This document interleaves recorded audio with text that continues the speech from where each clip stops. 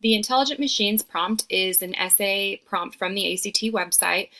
I like to use one prompt for the entire first semester that the student and I will work on together, and then several different prompts in the second semester in both timed and untimed sittings for the student to work in an essay in its entirety. I like to use just one prompt for the first semester so that we can take it in chunks, introduction, body, conclusion, so the student can really see what goes into the essay as a whole, but it just in little smaller chunks that seem a little bit easier for them to grasp, especially those kiddos who are not strong writers or who have never seen the structure of an ACT writing prompt. Because as you can see, it looks very different than the fifth grade and eighth grade OAS standard writing prompts that they have during that time.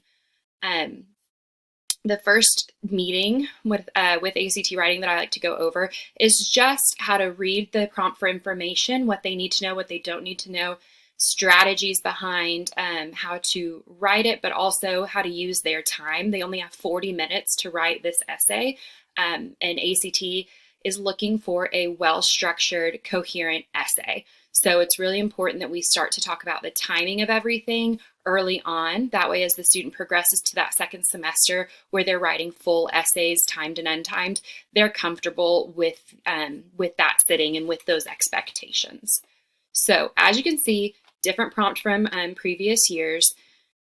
We have three different perspectives. You'll always kind of have a left, right, and centrist perspective. The student will be asked to choose one of those to kind of argue for, and then they need to respond to at least one other perspective. So reading the prompt, many of the goods and services we depend on daily are now supplied by intelligent, automated machines rather than human beings. Robots build cars and other goods on assembly lines, where once there were human workers. Many of our phone conversations are now conducted not with people, but with sophisticated technologies. We can now buy goods at a variety of stores without the help of a human cashier. Automation is generally seen as a sign of progress, but what is lost when we replace humans with machines?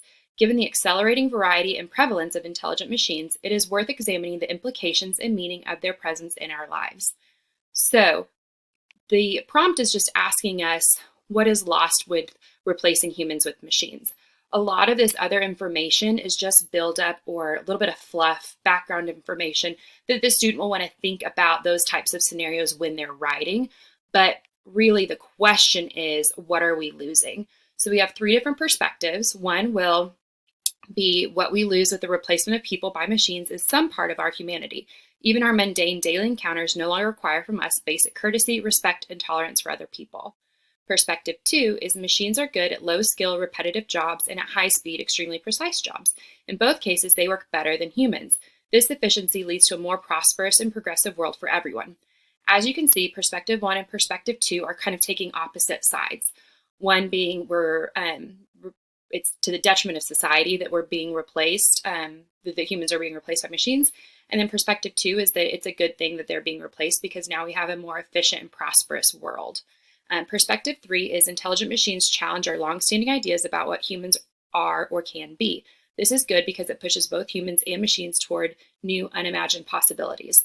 Perspective three is really kind of taking that neutral stance where technology is not necessarily replacing the humans, but they're working together to better the future.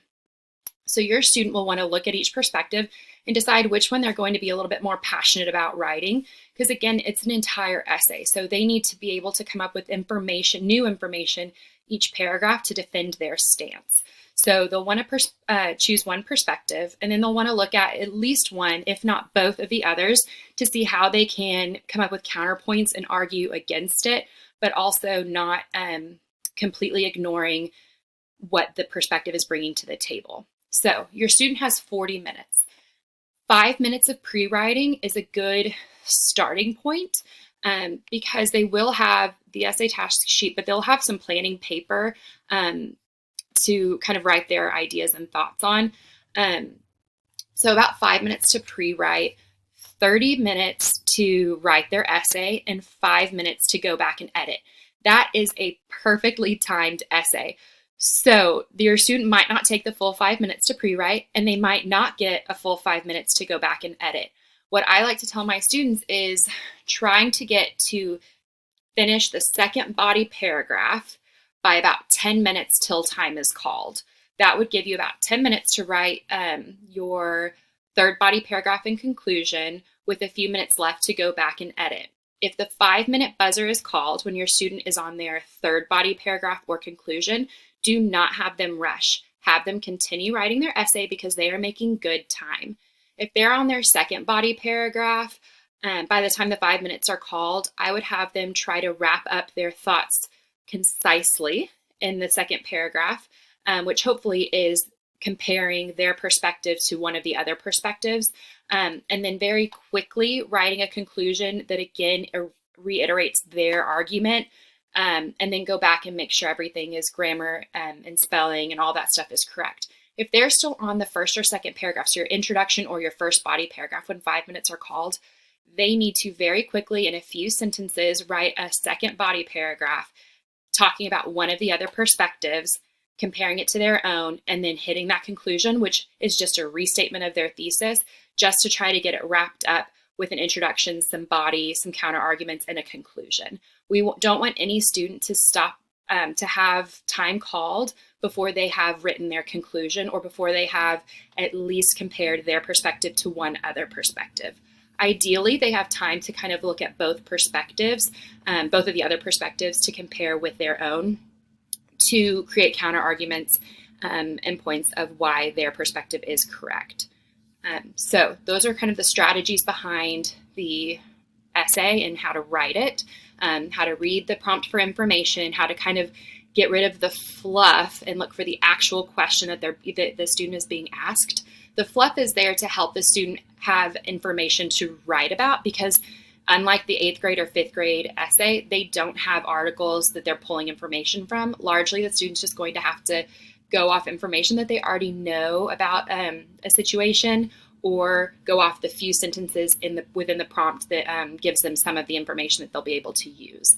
So we want to teach them how to read through the prompt for information, but also just for the actual question of what's being asked.